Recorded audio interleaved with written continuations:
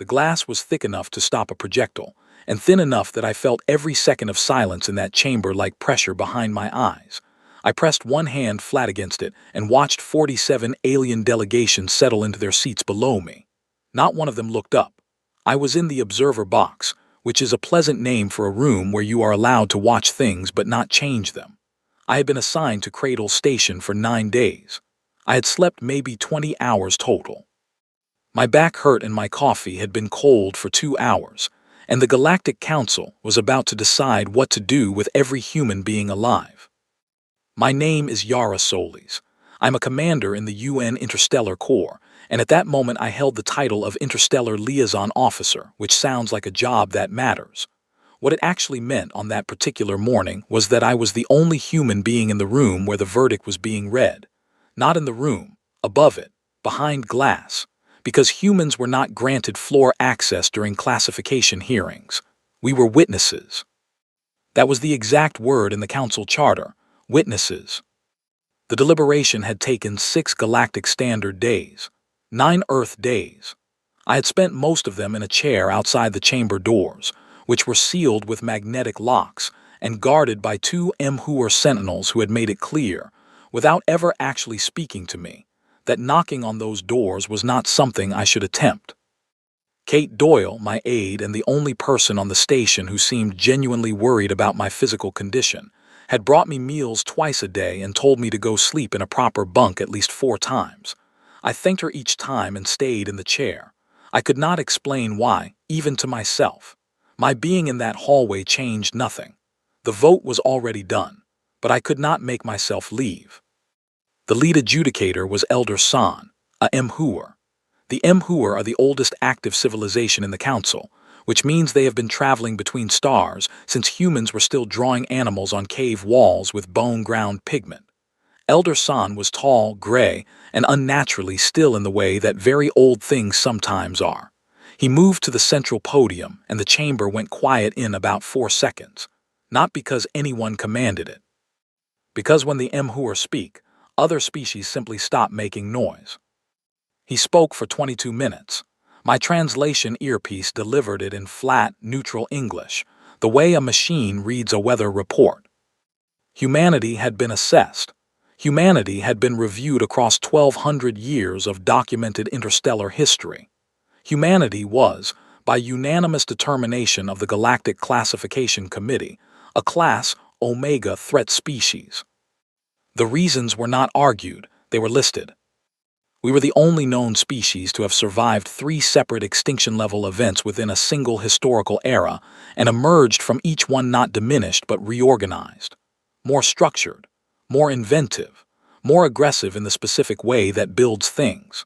The Galactic Record noted, without apparent admiration, that after each catastrophe we had not simply recovered. We had adapted in ways that made the catastrophe itself irrelevant. We had turned our disasters into engineering problems and solved them. We were the only species to have independently developed weapons from 4 separate categories of physics within 4 centuries of leaving our home system. Elder San listed the categories in the same tone he had used to describe our agricultural output. The chamber was completely quiet during that part. I noticed one delegation, a species I did not recognize with long translucent fingers, shift almost imperceptibly in their seats. We were, and this was the one that seemed to give even Elder San a half-second pause, the only species in recorded galactic history to have regularly returned injured individuals to active service. Not under compulsion, by personal choice. The Council's assessment teams had reviewed thousands of documented cases and could not find a pattern of coercion. The wounded had simply asked to return. Many of them had found ways to make themselves more capable than they had been before the injury. He paused after that one. Several delegations shifted. Then he announced the verdict, the silencing protocol. All communications with human-controlled space would be immediately severed. All existing trade agreements suspended without compensation. Every member species of the Galactic Council was formally and legally prohibited from providing humanity with technology, medical materials, navigation licensing, stellar mapping data, cultural exchanges, or any form of material or informational assistance. The protocol would remain in force indefinitely, until humanity formally agreed to binding restrictions on fleet growth, territorial expansion, independent weapons development, and population increase beyond currently registered colony limits. It was not called a punishment. It was called a precautionary containment measure. Elder San used those exact words twice. I stood behind the glass and did not move. I let the translation finish. I let the silence settle, and then I noticed something that surprised me entirely. I was not frightened. I examined that honestly. I am not someone who pretends to be braver than I am. I have been afraid before. I know exactly what it feels like. But standing in that observer box, listening to 47 civilizations decide to cut us off from the galaxy, I felt something much closer to a cold, focused clarity. The kind that comes right before you start solving a very difficult problem. I looked sideways at the other human faces in the observer section. Paul Stone, our senior diplomatic counsel, was writing something on a notepad in small, precise handwriting. Claire Webb, our trade liaison, had her arms crossed and her jaw set. Victor Hale, our military observer, was staring directly at Elder San with an expression I had seen many times on people who were quietly building a plan. Not anger, something quieter, something that calculates. Not one of them looked afraid. The session ended without drama. No ceremony, no formal closure beyond the procedural close of record. The delegations filed out. The lights in the chamber shifted, and the great floor below me went empty and still. I stood at the glass for a few more minutes, looking at the vacant chamber. The podium where Elder San had stood was already being cleared by station staff. A voice came from behind me, quiet and careful in the way of someone choosing each word before releasing it. I voted against it. I turned. Vethka was near the door. He was tall, pale-shelled, with compound eyes that caught the station light in small, bright fragments. He was the senior delegate of the Chorus Collective, a civilization 30,000 years old, and until that week, one of the more thoughtful voices in council sessions. He was looking at me with something I could only describe as genuine regret, the kind that is honest rather than performed. For what it's worth, he added softly.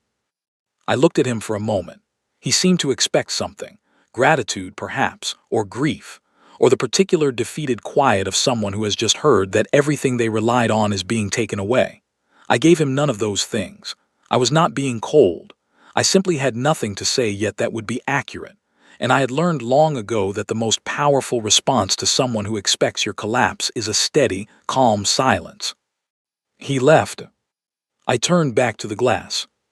Through a narrow observation port at the far end of the corridor, I could just see Jupiter's outer cloud bands, washed pale and distant at this range. Somewhere past those bands, past the heliopause and the long dark, was Earth. 8 billion people who had no idea what had just been decided on their behalf. I thought about them carefully. I thought about the ice shift survivors who had carved functioning cities out of coastlines that should have been uninhabitable. I thought about the ones who had come through 200 years of open conflict with almost nothing left and still found reasons to build schools and music halls in the ruins. I thought about Victor Hale's face and the quiet arithmetic behind his eyes. I began doing my own arithmetic, not military planning, logistics, supply chains, food synthesis capacity, medical stockpiles, navigation data already archived within human systems, communication relay networks entirely within our own territory. What we had that was ours, what we would lose that we could rebuild, what the timeline looked like if we started moving immediately. Kate Doyle found me in the corridor 12 minutes later and told me the transport was ready. She did not ask how I was feeling, which was one of the things I valued most about her. I picked up my bag. I did not look back at the empty chamber. I walked toward the transport and ran the numbers in my head the whole way there. I got home 18 months after the verdict. Not 18 months of travel, 18 months of watching, filing reports, and sitting in relay posts while two separate governments told two separate versions of the same story to audiences that wanted different endings. The reports I had been filing said, in careful diplomatic language, that the protocol was producing measurable economic stress on human-controlled space. That was accurate. 40% of human interstellar trade had vanished overnight. Food synthesis compounds imported from Velson pharmaceutical networks, gone. Stellar navigation licenses that had given us safe passage through 17 contested transit corridors, revoked. Medical polymer shipments that our colony hospitals depended on for roughly 30% of surgical procedures, stopped completely at the source without transition period or warning. On paper, we should have been breaking. I landed at the New Geneva hub on a Tuesday morning, and the first thing I noticed was that the cargo bays were full. Not empty, full. Crates marked with colony identifiers I did not recognize from the maps I had memorized before I left. New Carthage, Callisto Industrial Division, Mars Fabrication Guild South. Things were moving. People were moving. There was a density of organized activity in that hub that I had not expected, and it had a particular quality that I recognized from only one other kind of environment. It felt like a workshop that had been locked from the outside and handed a deadline. Paul Stone met me at the terminal. He looked like he had not slept properly in several months, which was probably close to accurate, but his eyes were clear and his voice was brisk, and he was carrying a tablet loaded with data he had clearly been waiting to deliver in person. He started talking before we had cleared the gate corridor. The Guild of Applied Engineering out of New Berlin reverse-engineered the Velson synthesis compound in 4 months, he said. Not a copy, an improvement. The new version functions in lower gravity environments, which the original did not. They are already producing at 60% of our previous import volume and expect full replacement capacity before the calendar year ends. I let that sit for a moment. The Velson had spent approximately 800 years developing that compound. We had matched it in 4 months because we no longer had an alternative. What else? I asked. He told me about New Carthage.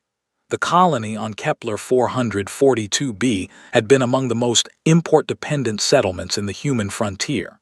Its soil chemistry was incompatible with most standard crop systems, and it had relied on off-world food shipments for roughly 60% of its caloric needs.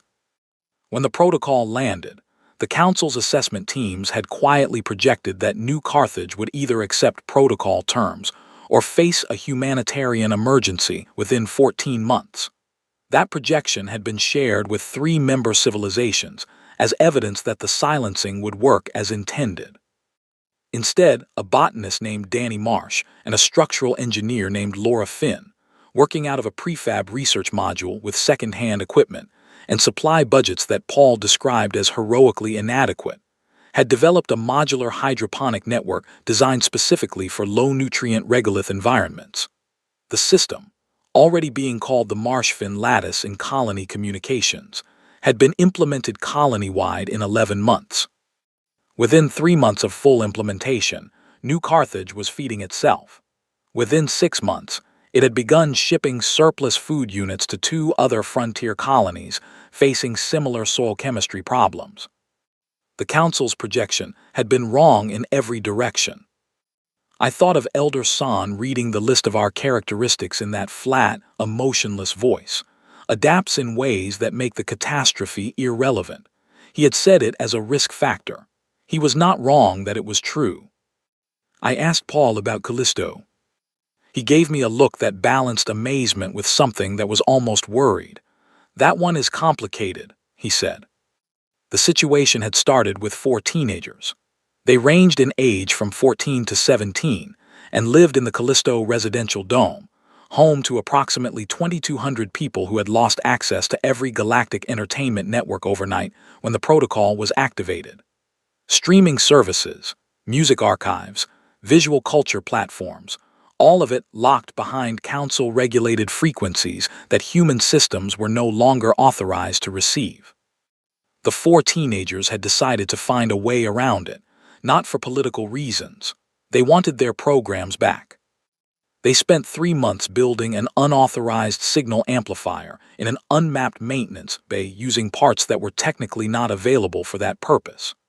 In the process of attempting to punch through a council-restricted frequency band, they hit a resonance pattern in subspace that should not have been there by any known model of wave propagation physics. It took them 2 more months to understand what they had found, and when they brought their data to Owen Price, a 17-year-old whose grasp of wave propagation mathematics his teacher had once described as being significantly beyond anything she had encountered in 30 years of instruction, Owen sat with the numbers for 6 hours and then produced a 12-page handwritten derivation. It was a faster-than-light communication method. The Galactic Council had restricted that class of technology to civilizations over 10,000 years old. There was a specific clause in the research limitation statutes that prohibited emerging species from independently developing it. The reasoning provided was that civilizations not yet sufficiently mature could not be trusted with instantaneous cross-galactic communication capability. Owen Price had been trying to pirate alien television. When Paul finished telling me that, I stopped walking. I stood in the middle of the terminal corridor with people moving around me on both sides and thought very carefully about Elder San's half-second pause when he mentioned our habit of sending the injured back to serve. I thought he had been beginning to understand something in that moment.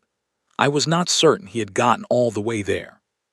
But not everything I came home to was something to feel good about, and I will not pretend otherwise. There had been large disturbances in 4 cities in the first month after the protocol. People were frightened, and people who feel locked in by an invisible authority look for something nearby to be angry at. The government absorbed most of it. Some fell on the diplomatic corps, which meant some fell on people I knew personally and cared about.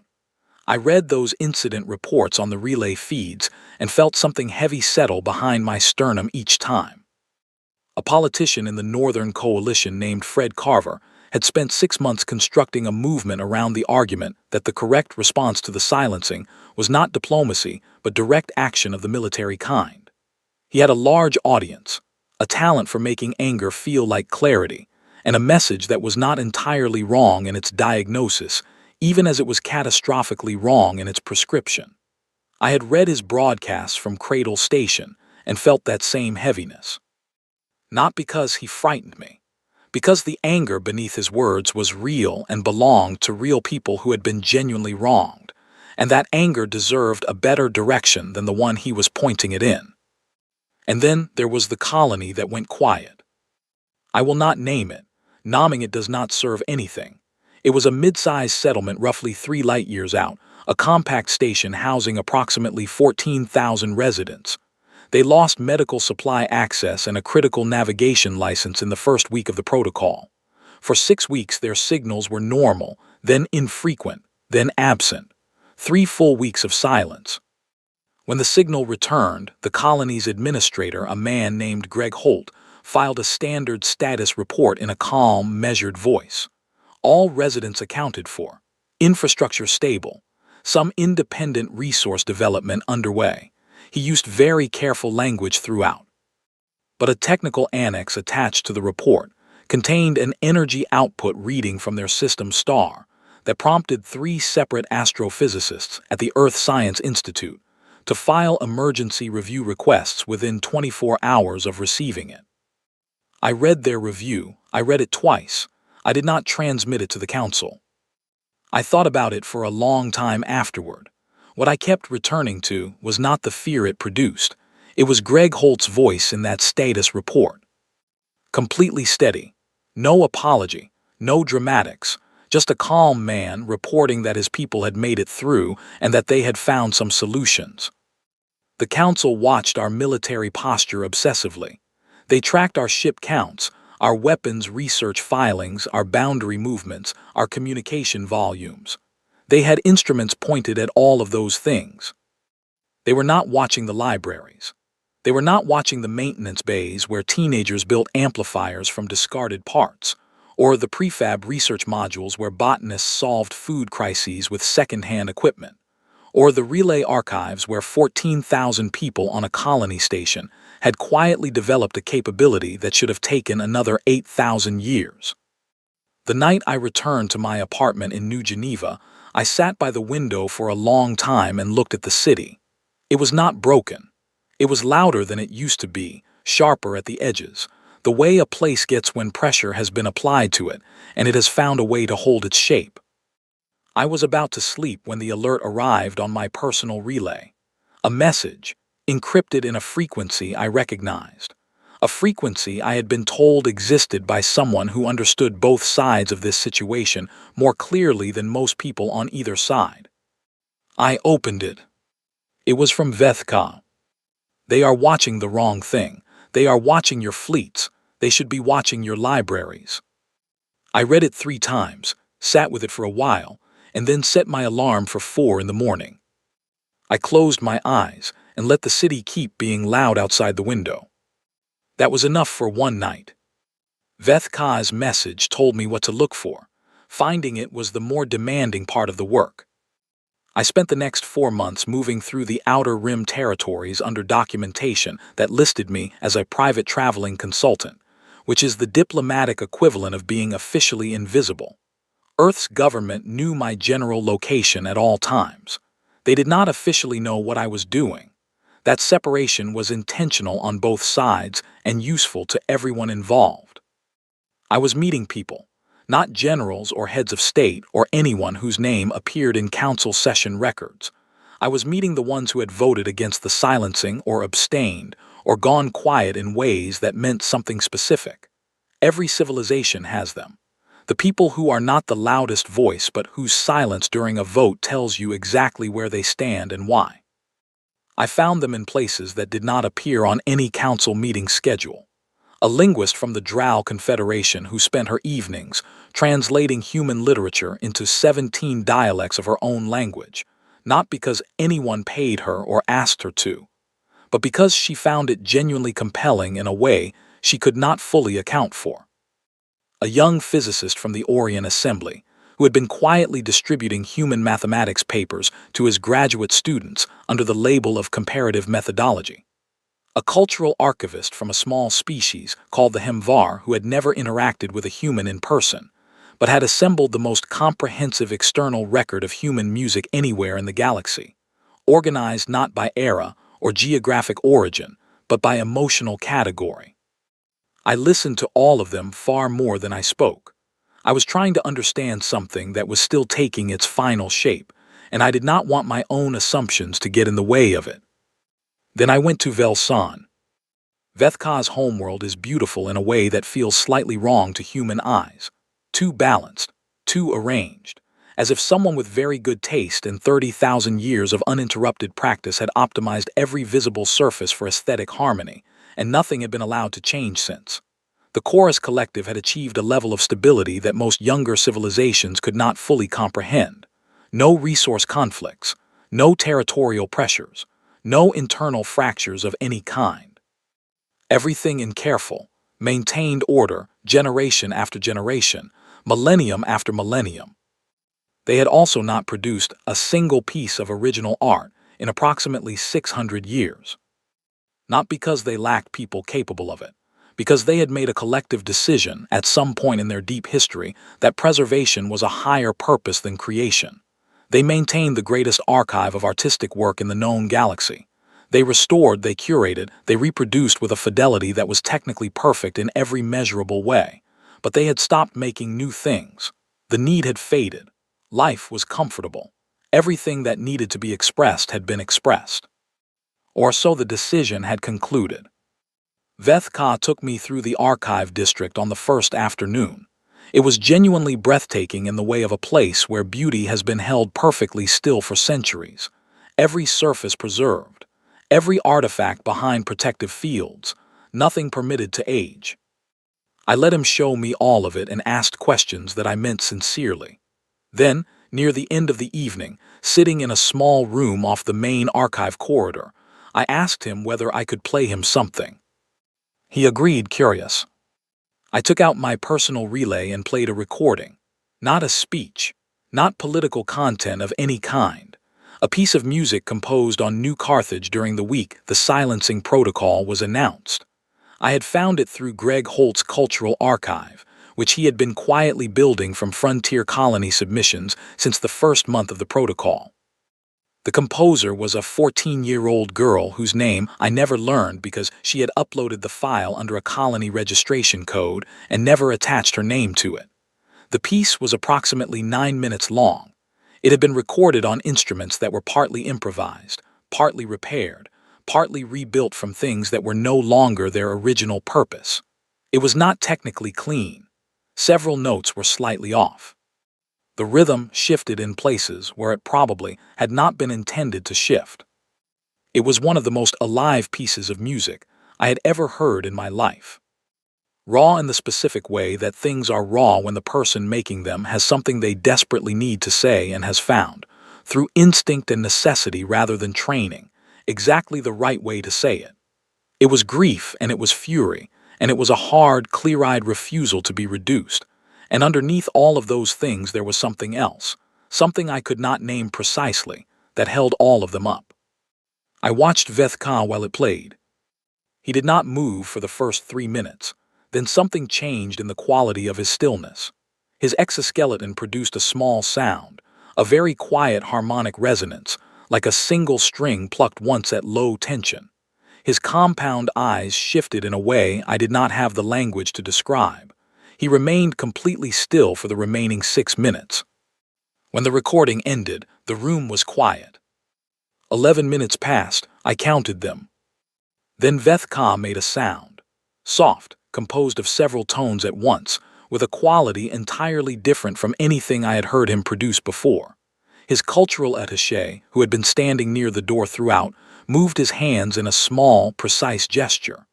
Later that evening, when I asked what the sound meant, the attaché looked at me for a moment before answering. "It is the third tone," he said quietly. "It has not been heard in public in my lifetime. It is what we produce when something reaches us that we were not prepared for." The closest translation in English, he told me, was grief for something beautiful that you had forgotten you were missing. I went back to my quarters that night and understood something more completely than I had before. The Galactic Council had built its entire analysis of humanity around what we could destroy. Their threat assessment was structured around our weapons, our persistence, our physiological and psychological refusal to stop when presented with sufficient obstacle. They had looked at all of that and drawn a conclusion that was not wrong about the facts, but was deeply wrong about what the facts meant. They had missed the other thing completely. The thing that a 14-year-old on a starving colony had produced in the worst week of her young life and released into silence because she needed someone, anyone, to hear it. We were not dangerous because we kept fighting. We were something the Council had no classification category for, because we kept creating, specifically when we had the least reason and the most need to. In the weeks that followed, without coordination from any government body, and without any formal plan, something began forming in the Outer Rim territories. Alien artists who had not produced original work in generations began making contact with human cultural networks through backchannel frequencies.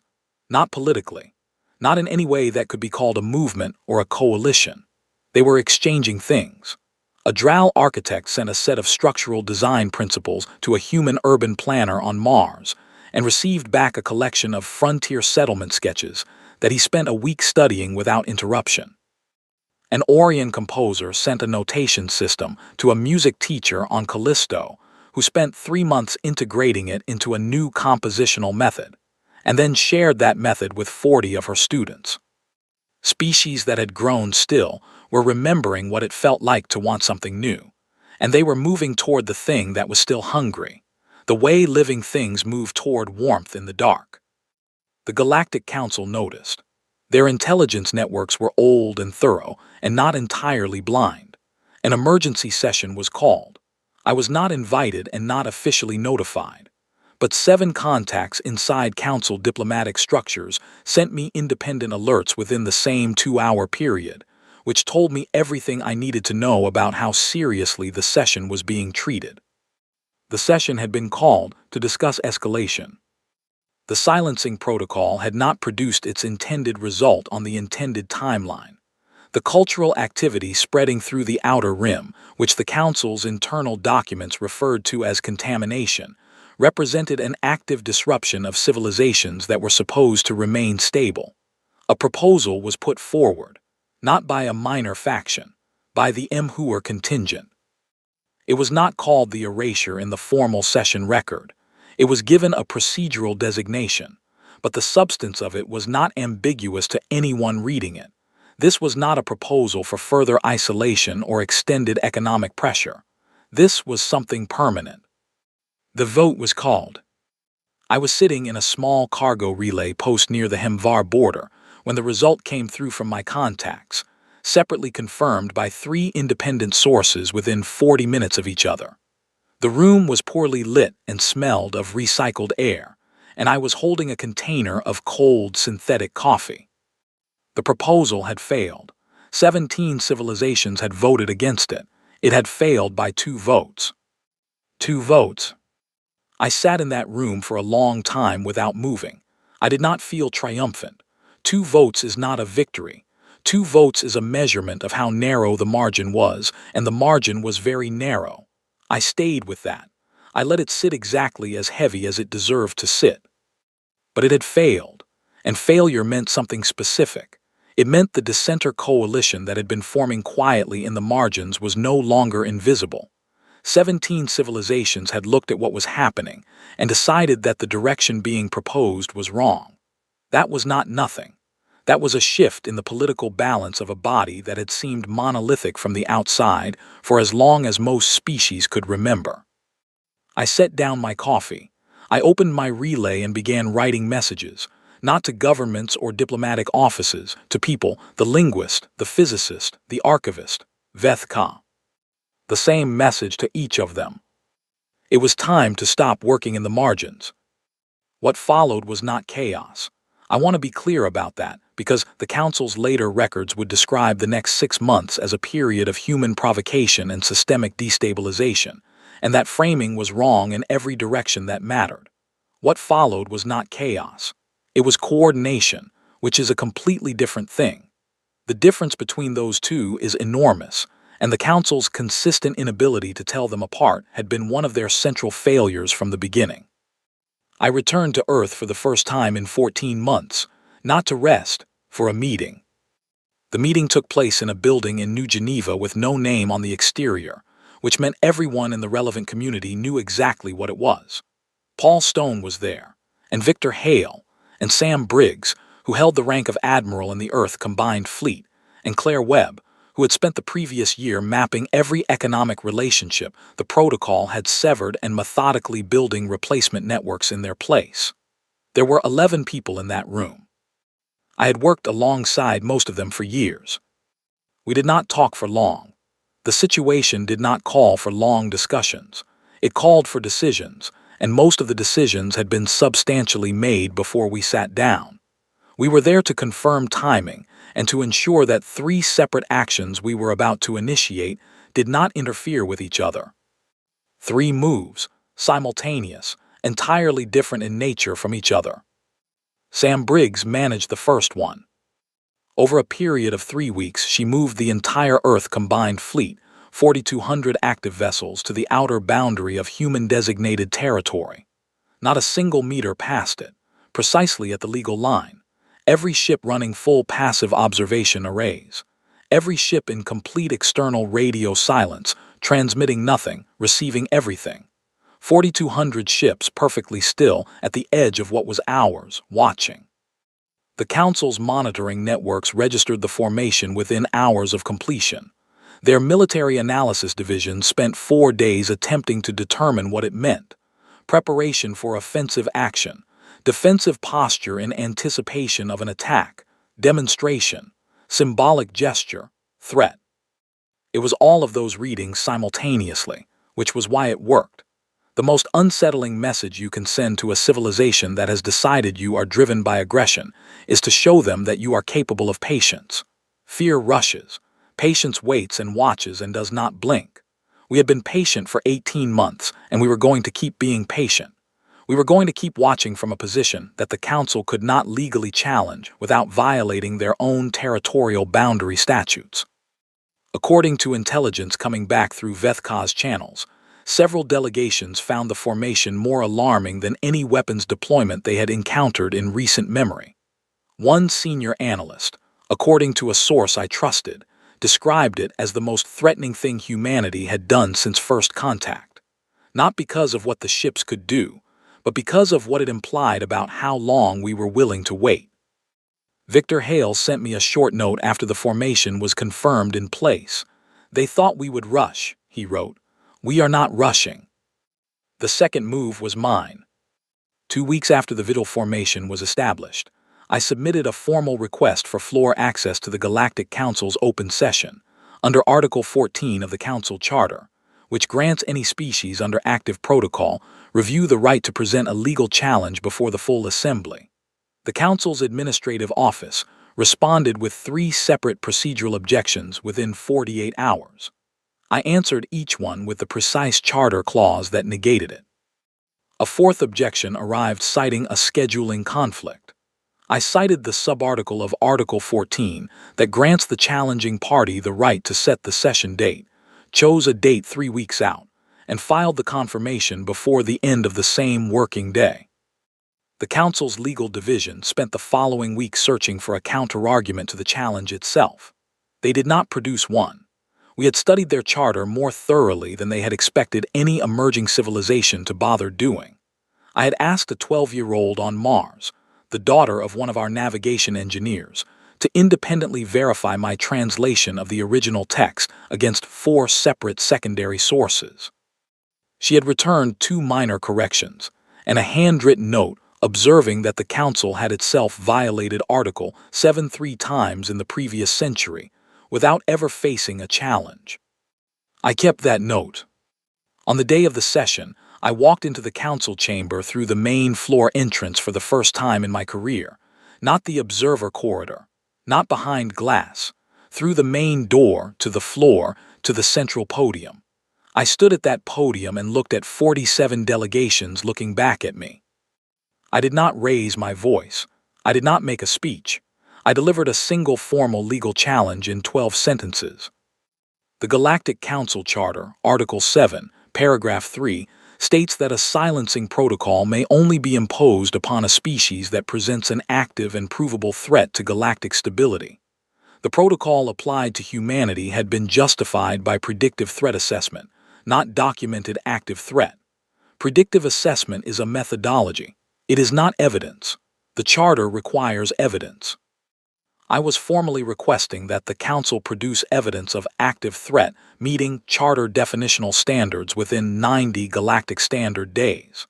If evidence meeting those standards could not be produced, the silencing protocol was legally required to be suspended pending complete review. I cited the clause number. I cited the paragraph. I cited the definition of active threat in the Charter's definitional annex and the 3 previous cases where that annex had been used as the deciding standard by the Council itself. Then I stepped back and waited. The chamber was very quiet for a long time. Elder San looked at me across the floor. I held his gaze. His face did not change in any way I could read, but something shifted in the way he was sitting, a very small adjustment, the kind that living things make when they have just revised an assumption that they had held without examination for a long time. He said that the challenge had been received and would be reviewed according to Charter procedure. I thanked him and left. Outside in the corridor, Paul Stone was waiting with 2 containers of genuine coffee, which told me he had been planning this specific moment for some time. I took one and drank it while we walked. "The Callisto team found something," he said. I looked at him. He had the particular expression of someone delivering news that is too large to fully hold in one sentence. Owen Price and his team, now formally incorporated into the Callisto Science Division with actual equipment and institutional resources instead of a maintenance bay and repurposed components, had been refining the resonance communication method for months. Part calibration, part genuine curiosity, which in Owen's case was essentially a permanent condition. They had been broadcasting on their resonance frequency for 3 months. Music, mathematical sequences, and what Owen had described in his log as whatever seemed interesting. One broadcast had included a recording of a comedy program from Earth, which Owen noted he had included because it seemed like the most human thing he had available. Something had answered. The response had come from a direction entirely absent from any Galactic Council survey map, a region so distant from known space that even the MHUR's ancient exploration records listed it as uncharted territory with no projected habitation. The signal was structured, patterned in a way that could not be attributed to natural phenomena, and it had responded specifically to the mathematical sequence, which meant that whatever had sent it had understood what the sequence was. Owen's team had been in correspondence with the source for 3 weeks before reporting it up the chain. Owen's explanation for the delay was that he had wanted to confirm it was real before making any claims. I read that line twice and thought about a 17-year-old who had accidentally rewritten communication physics while trying to steal entertainment programming, and who was now being careful about the epistemics of first contact. The beings, whoever they were, existed entirely outside Galactic Council jurisdiction, not in a disputed territory, not near a recognized boundary, in a region the Council had no authority over and had never attempted to reach. And they had responded to humanity first, not to the elder civilization's ancient beacon networks, which had been broadcasting into deep space for thousands of years, not to the Council's official exploration signals. To Owen Price, broadcasting comedy programs and prime number sequences from a moon of Jupiter, because we were the only ones still talking into the dark with no particular expectation of an answer. In the week that followed, the Galactic Council held 2 emergency sessions that I was excluded from and 1 open session that I attended. The Vigil formation remained unmoved. The legal challenge was generating 17 review subcommittees. The Outer Rim Cultural Exchange was now formally documented in Council intelligence reports and could no longer be described as peripheral or unofficial. And somewhere in uncharted space, a team of young researchers on Callisto was learning to have a conversation with beings that the rest of the galaxy had not known existed. Victor Hale sent me a message after the second emergency session. "They are not afraid of our ships," he wrote. "They are afraid that they were wrong about what we are. That is harder to recover from than a military threat." He was right. The damage being done to the Council's internal coherence was not from the fleet, or the legal argument, or even the new contact. It was from the accumulating weight of evidence that their foundational model of humanity had been incorrect. They had built everything on the assumption that our persistence was a vector aimed outward, at them, at the galaxy, at control. They had not considered that most of what we aimed outward was curiosity. They had not considered that the same drive that produced our weapons also produced our music and our questions, and our habit of broadcasting into silence on the very small chance that something out there might be worth knowing. That night I sat alone in the room assigned to me at Cradle Station and thought about a girl on New Carthage who had put 9 minutes of grief and refusal into a recording and sent it out because she could not keep it in. I thought about Owen Price deciding the most human thing to broadcast into uncharted space was a comedy program. I thought about Danny Marsh and Laura Finn solving an impossible food problem in an underfunded module on a hostile planet. I thought about Greg Holt's voice, steady and calm, reporting that his people were fine. Something had been sitting at the edge of my awareness for several days, not analysis, not calculation, just a feeling that did not have a name yet. I let it stay nameless for now. I was not ready to name it yet, but I let it sit there. That was enough. The formal lifting of the silencing protocol took place on a Tuesday morning at Cradle Station, which seemed appropriate to me because the original verdict had also been delivered on a Tuesday morning at Cradle Station. I do not know whether anyone else noticed the coincidence. I noticed it. It is not a useful habit, noticing things like that. It is a persistent one. The session was scheduled in the main council chamber, the same room, the same central podium, the same ranked seating for 47 delegations. I walked through the main floor entrance the same way I had walked in for the legal challenge and sat at the floor-level table assigned to the Earth delegation. Paul Stone was on my left. Claire Webb was on my right. Kate Doyle was 2 seats down, already writing in her precise handwriting. Victor Hale was not present. He had sent his formal regards and stayed with the fleet, which was still in vigil formation at the boundary of human space. It would remain there until the protocol dissolution was formally transmitted in writing to every member state. Victor had been very specific about that, and no one had argued. Elder San stood at the central podium. He looked exactly as he had the first time I had seen him, the same stillness, the same quality of occupying a room simply by being present in it. He read the formal dissolution statement in Galactic Standard, and the translation system delivered it into my earpiece in the same flat, neutral English it always used. The silencing protocol, enacted against humanity under Article 7 predictive classification, was being suspended pending completed legal review. The Legal Review Board had determined, following examination of documentation submitted by the Earth delegation and corroborating records from 17 member civilizations, that the protocol had not met charter standards for active threat demonstration. Pending final ratification, all trade restrictions, communication blackouts, and navigational prohibitions would be lifted within 30 Galactic Standard days. He did not apologize. I had not expected him to. He read the statement, acknowledged the affirmative votes, noted 4 abstentions, and closed the record. The entire proceeding took less than 20 minutes. 3 years and 8 months of the most consequential political and cultural crisis in human interstellar history, addressed in 20 minutes of procedural language, and then filed in a council archive that perhaps 11 beings in the galaxy would ever read in full.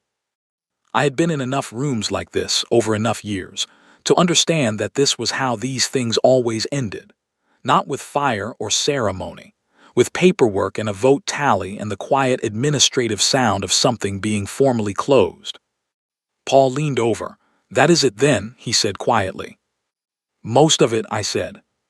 The remaining session was technical. Restoration timelines for communication infrastructure. Trade agreement renegotiation schedules. The formal establishment of a new council subcommittee to manage the developing situation in what had been designated First Contact Corridor 7, the region of uncharted space from which Owen Price's team had received their first response. That last item generated more discussion than anything else in the session. The contact had been developing for 6 months by that point, and Owen's team had moved from mathematical exchanges to something that functionally resembled genuine dialogue. The beings on the other end were patient, methodical, and apparently deeply interested in human music. Owen had been sending recordings regularly for 2 months. Several council delegations had formally requested access to the Corridor 7 communication logs. The Earth delegation had responded that access would be considered through standard diplomatic channels. That was the polite way of saying that we would decide who joined that conversation and on what timeline. Some delegations had not received that response warmly. I considered our position reasonable. We had found the corridor. We had been the ones willing to talk into the dark long enough for something to talk back. That meant something. After the session closed, the chamber cleared in the usual way of diplomatic gatherings, small clusters of people stopping briefly, aides collecting materials, the quiet, organized dispersal of a formal event that has reached its conclusion. I stayed at the table for a few minutes, not because there was anything left to do there, just because I wanted to feel the room while it still had people in it. I looked up at the observer box. The glass panel was just visible from floor level, slightly reflective from this angle. I could see a faint doubled image of the chamber in it. 3 years and 8 months ago, I had been on the other side of that glass, pressing my hand against it, doing logistics calculations in my head, while 47 civilizations voted on whether to strangle us economically, until we agreed to become something smaller than we were. I thought about the math I had been doing in those first hours, the supply chains and the timelines and the careful inventory of what we had that was genuinely ours and could not be taken away by a protocol or a vote or any external authority. I had not been wrong in any of those calculations, but I had not fully accounted for the things that cannot be inventoried, the things that do not appear in supply chain assessments, the 14-year-old and her 9 minutes of raw music. Owen Price and his sense that the most human thing to broadcast into the void was something that made people laugh. Danny Marsh and Laura Finn in their prefab bay, not solving a political problem or a diplomatic problem, just solving the immediate concrete problem of people who needed food on a planet that was not cooperating. Claire touched my arm and told me the transport was available. "A few minutes," I said. She nodded and left. I sat alone in the slowly emptying chamber and let the past 3 years exist in the room with me without trying to analyze them. There is a particular kind of thinking that happens when urgency finally releases its hold, and you can simply look at what happened without needing to extract a lesson from it immediately. I let myself do that for a while. I thought about the disturbances in those 4 cities. I thought about Fred Carver's broadcasts and the very real pain underneath the very wrong prescription. I thought about the people who had genuinely wanted to accept the protocol terms, not from weakness, but from a reasonable calculation that the terms were survivable and the alternatives uncertain. I had disagreed with that position, but I had understood it, and I understood it still. Those people had not been wrong about the danger. They had just been wrong about which direction the danger was pointing. I thought about Danny Marsh and how he had sounded when I spoke with him 3 months ago, cheerful and distracted, and full of 17 things happening at once, none of which had anything to do with the council or politics or the state of human interstellar standing. He had been thinking about soil. He had been thinking about a second colony that had asked for help adapting the lattice to different regolith conditions. That was the whole of his concern. I thought about Laura Finn saying with genuine puzzlement that they had just needed food, and so they had figured out food. That is all. I thought about Greg Holt's steady voice and the annex attached to his status report that 3 astrophysicists had found deeply alarming. I had never spoken to Greg Holt directly. I had decided that was the right call, and I maintained that decision. Some things do not need to be discussed. Some choices are made in isolation, under pressure, without the luxury of oversight or consultation, and the people who make them have to live with what they chose. What I owed Greg Holt was not discussion but acknowledgement. The acknowledgement that what happened had happened, and that his people had made it through, and that the choices that had kept them alive were his choices to carry, not mine to interrogate. I thought about Owen Price. He had turned 18 4 months ago. He was now a credentialed researcher in the Callisto Science Division, a title that sat somewhat strangely on someone who had begun his most significant scientific work by attempting to circumvent a communications blackout in order to watch television. He had sent me a message on the day the legal challenge was formally accepted for review. It was characteristically brief. The beings in Corridor 7 sent something new today. I think it might be a question. I am trying to figure out what the question is. No greeting at the start. No closing. Just the update as if we were in the middle of a conversation that had no beginning and no end. I hoped he figured out the question.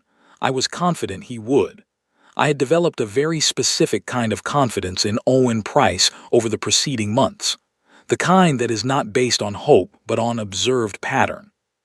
I thought about Vethka in the still room on Velsan, making the 3rd tone after 11 minutes of silence, and the attaché telling me it was grief for something beautiful that you had forgotten you were missing. We had not saved ourselves with ships alone, or legal arguments alone, though both of those had mattered and mattered critically. We had saved ourselves in part with a 9-minute piece of imperfect music, recorded on salvaged instruments in a colony that was supposed to be collapsing. We had saved ourselves with Owen Price broadcasting prime numbers and comedy programs into uncharted space on the entirely reasonable principle that if something was out there, it deserved to be spoken to. That seemed exactly right to me. Exactly and completely right, in a way that I could not have articulated before any of this began, but that I understood now with the clarity of someone who has watched it actually happen. I heard footsteps. Vethka came through the side door alone, without the diplomatic entourage he usually traveled with. He moved in the unhurried, deliberate way he had when he was not performing the role of council delegate, but simply being himself, whatever that meant for a member of a 30,000-year-old civilization that had recently been reminded it was capable of weeping. He came and stood near the table.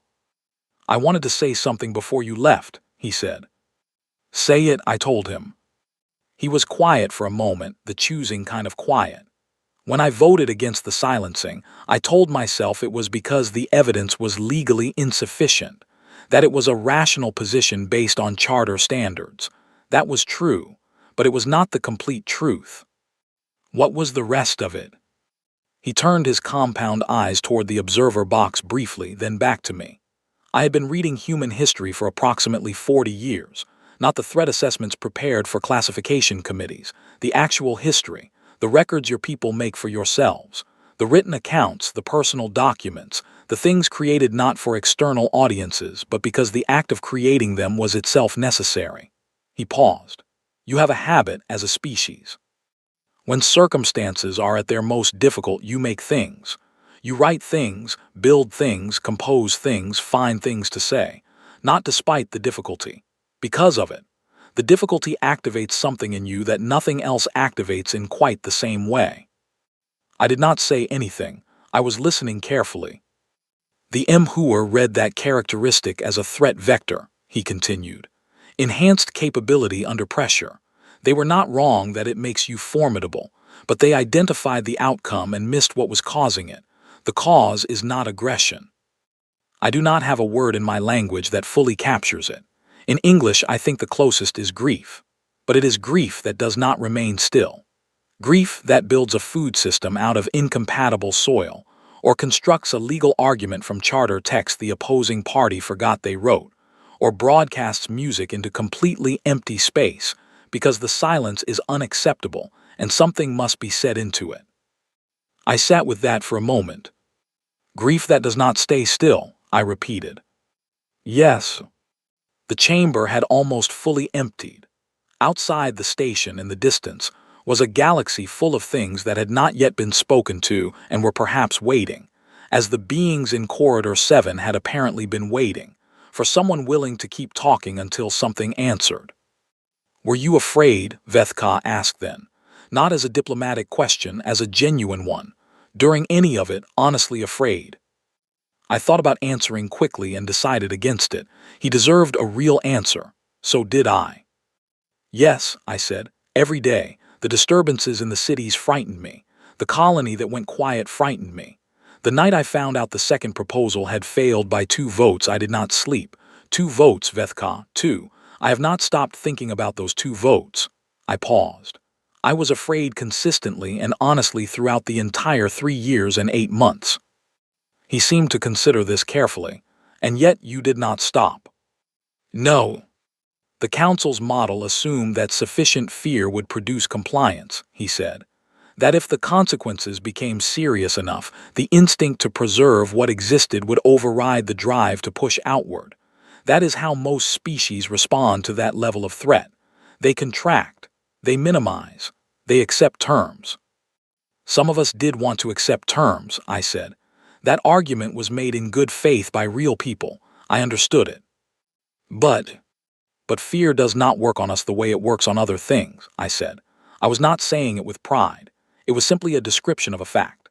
I think it is because we have been afraid so many times in so many circumstances and found ways through each time that the fear stopped being a signal to stop and became a signal that the thing we are doing matters enough to be dangerous, that the stakes are real. Fear is information, not instruction.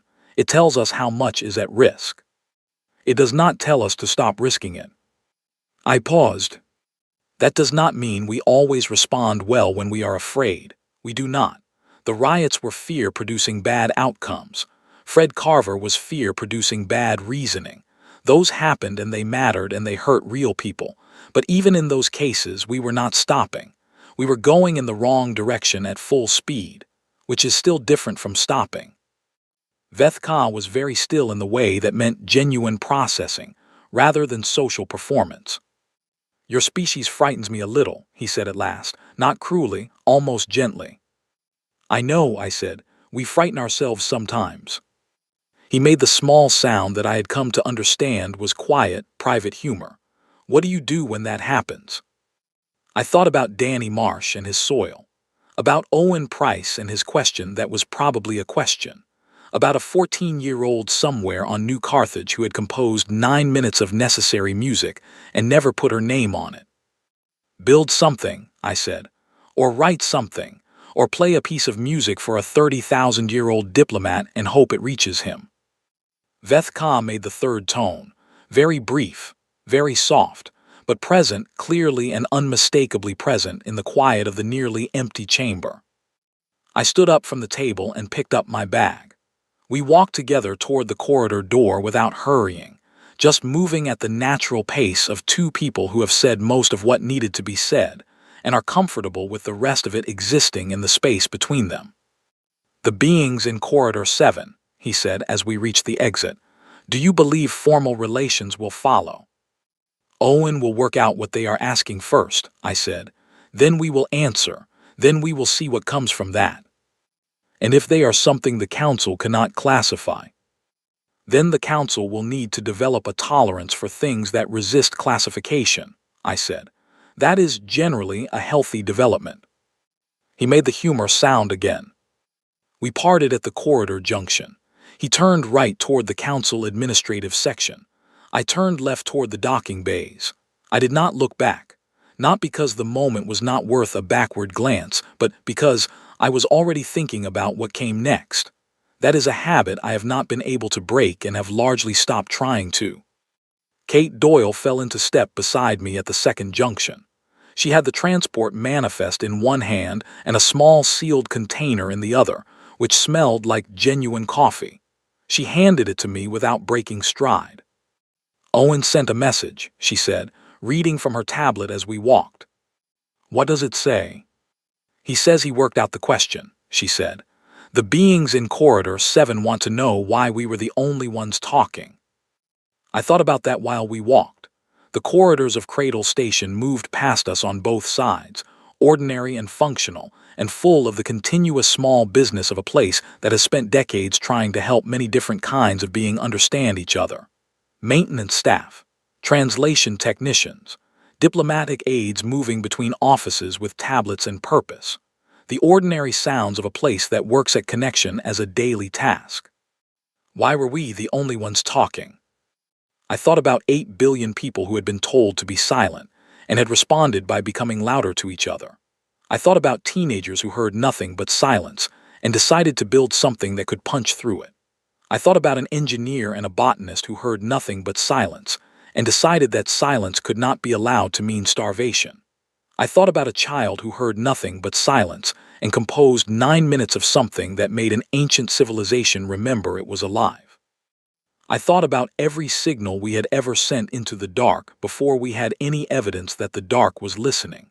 Every question broadcast on every frequency because the alternative, the silence, was not something we could accept as a final answer. What did he write back? I asked. Kate looked at her tablet and then looked at me with a small expression that meant she had been waiting for this particular moment. He said, because the silence sounded like a question, and we have never been good at leaving questions unanswered. I drank my coffee. It was real coffee, hot and very good. The docking bay doors opened in front of us. Through the transport window, beyond the reinforced observation port, was the galaxy, enormous and dark in the way of things that are full rather than empty, full of distances and frequencies and things that had not yet been spoken to, and things that had been waiting long enough, full of questions that no one had thought to ask yet, or had not known how to ask, or had simply been too still for too long to think the asking was worth the effort. We were not too still. We had never been too still. That had been the problem from the Council's perspective, and it was the truest thing about us. I had been doing this job for a long time. Long enough to know that nothing resolves completely, that the next years would bring their own complications and disputes and moments where the ground felt less solid than it needed to. The Council would take years to fully ratify everything. Fred Carver's anger did not vanish because a protocol was lifted. Greg Holt's colony was still out there, and had done something that had not yet been fully reckoned with. And that reckoning was not going to disappear just because I declined to look directly at it. And the beings in Corridor 7 were only the beginning of something that no map currently showed, and no classification committee had a category for. I was not afraid of any of that. I was something else, something that had been sitting unnamed at the edge of my awareness since the night before the session, something that did not have the urgency of fear but had its own weight, its own reality, its own warmth. The transport lifted. Cradle Station fell away in the observation port, white and angular against the black, getting smaller in the way of things that were only ever temporary stopping points. The galaxy opened in every direction, as it always had, as it always would, enormous and indifferent and full in the specific way of things that have been waiting a very long time for someone willing to be curious about them. I looked at it. I did not look away. The feeling still had no name. I decided it could stay that way for a while longer. Some things are better for being held before they are labeled. We had time.